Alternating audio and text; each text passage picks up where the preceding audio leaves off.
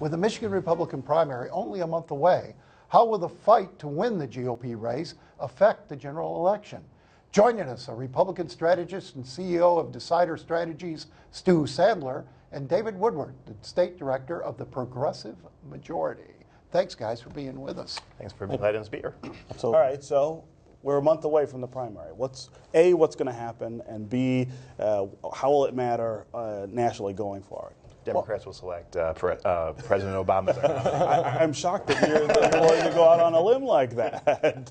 Well, I think right now there's a temporary break where in Florida you have Newt Gingrich and Mitt Romney attacking each other and basically trying for political mechanical reasons, trying to gain the upper hand. The debate last night was a perfect instance of that, where you had the two going at it for large sections of the debate, where you had Rick Santorum and Ron Paul basically saying, all right, we get it. You're pointing this point out, you're pointing this point out. It's enough. And that's why I think there's been the temporary slip that was shown in your paper's poll. But, I mean, have either one of you guys seen a primary, a partisan primary, get this personal and get this nasty and this destructive? I think this is par for the course. I think this is part of primary dynamics. When you don't have a winner who comes out, I think it got this personal between McCain and Bush. I think this got this personal between McCain and Romney and Huckabee. I think this is just part of partisan politics. And I don't think that there's anything coming out in this primary that's any different from prior primary cycles. Is the difference the money, David? I mean, do they have a lot more money to beat each other with? Certainly, and the fact that corporations are now people and can pour out unlimited sums of money into everybody in America has free speech under the Constitution. Corporations are not. But I mean, I think that it also mirrors the hyper partisanship or the extreme arms of the Republican Party that have really added to a hostility that you see in Congress, which is resulting in a Congress that's number one mission is defeat President Obama, and you're seeing it play out among the base. And this is a contest between Newt Gingrich and Mitt Romney for the Republican nominee. The others are afterthoughts, and powerful, wealthy interests are the ones driving this. I disagree with David on two counts. One, he talks about the influence of money in the Republican primary. Here you have a president who said he's going to be the first billion-dollar candidate. He's going out night after night raising money across the state. So I just think in that particular instance, there's a disconnect in terms of attacking one party over the other. In the other sense, the hyper-partisanship that's relegated to the Republican Party. Barack Obama's been under attack by activists in the Democratic Party ever since he got there, and it was just as divisive a primary in 2008 between Barack Obama and Hillary Clinton. Yeah. So I don't think this is relegated to either party.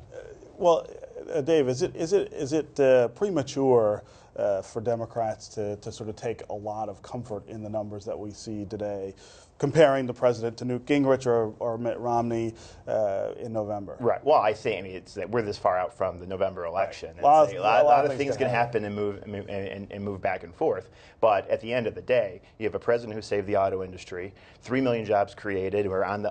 We pulled ourselves away from an economic depression through a combination of the stimulus, the saving of manufacturing, the auto industry, 300,000 of those jobs manufacturing, and the massive reform of Wall Street to prevent the tactics that actually led to the financial collapse. I mean, you've got this record that the president not only highlighted in the State of the Union address, but I mean, a narrative about creating an economy that's inclusive of middle-class working families. And the talking points, I mean, are not going to be what wins this election. We've never gone into a general election with so many people out of work. We've got in our time. That's your time.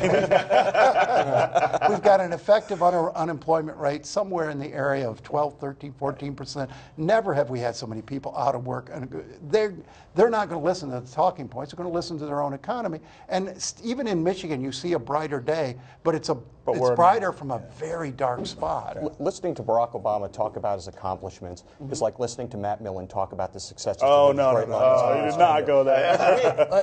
If you look at it from an economic standpoint, the economy's unemployment's been over 8% for the first time in 35 months since the Great Depression. He touts his one domestic policy, Obamacare, but it actually, instead of cutting $2,500 per family, it actually increases health care costs 9%. You still have 360,000 people who are out of work. As opposed to, well...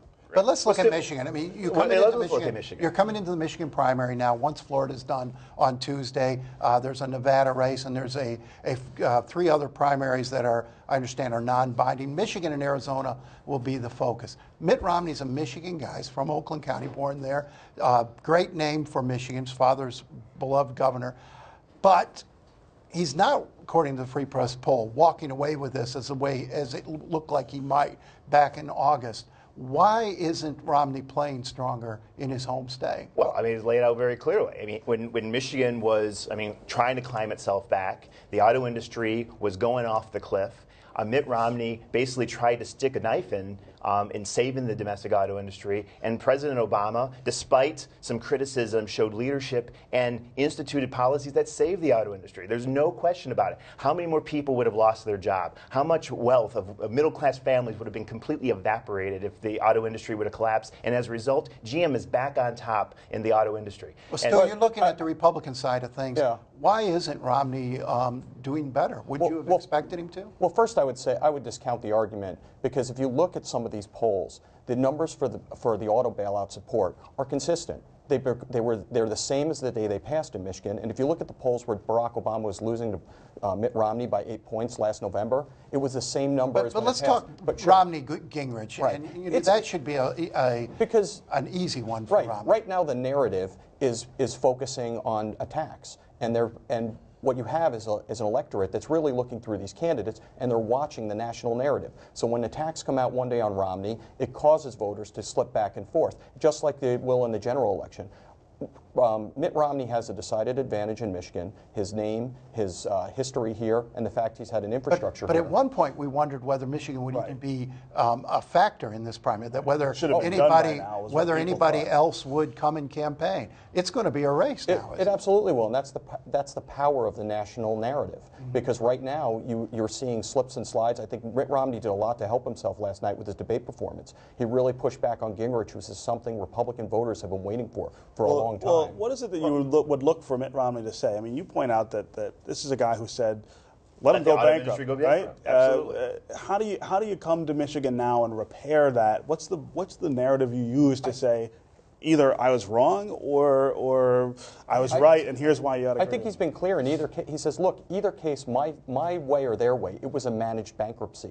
It's just the amount of time, the amount of cash influx, and the way they went through the process. But both processes would have ended up the same way. Well, absolutely not. We would have, thousands of more people who would have lost their jobs. There was no private capital to do what the government did with GM, and that was the difference. I mean, you had to look at the context of the time we were talking about. There was massive collapse, banks failing, and he was saying, let's try a private bankruptcy that's going to cost billions of dollars to reorganize these. But this is a Republican primary we've got to get through first, and he's got to tailor a message for a Republican primary. And I think his most effective message in the Republican primary is to remind Republican voters, conservative voters, how the president skewered the process and upset bankruptcy law to favor unions. I think that's a message that plays. Well, right, because they were unions and working people instead of corporate raiders like he used to. This is a Republican primary. Right. And also to say this, one of his powerful messages is going to be like a story that was featured in your paper today about how his time at Bain Capital, he helped create 7,900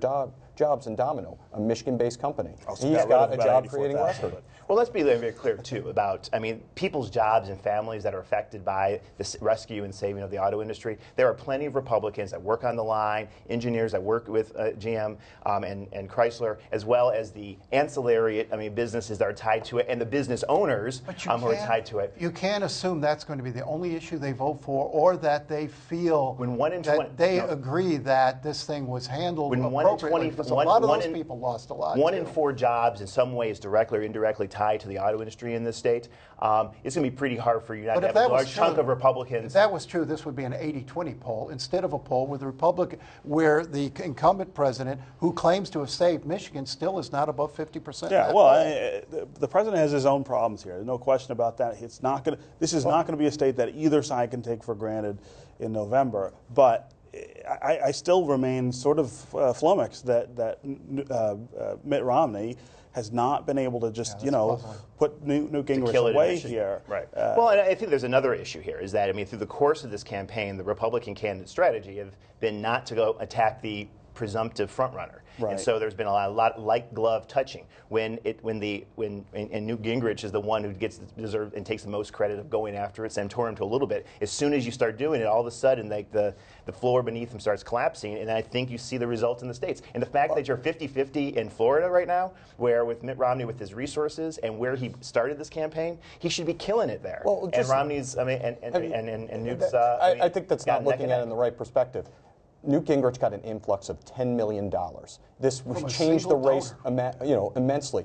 Rick Santorum is not spending money in Florida. That's why he's not moving. It's a very simple case of math. But one of the things I want to get back to is you talk about other issues in Michigan. Let's talk about, I was listening to Barack Obama on Paul W. Smith on the way in, and he was talking about what message he's going to carry to college students that he's speaking to today. And he's going to talk about we have to reduce the debt. These guys have to come out of college with lower debt. And it's amazing to me, he's the same president that has increased the national debt $4.5 trillion. Not as much as George W. Bush. Gentlemen, we appreciate you being with us today. Enjoy the conversation, but we got to get going.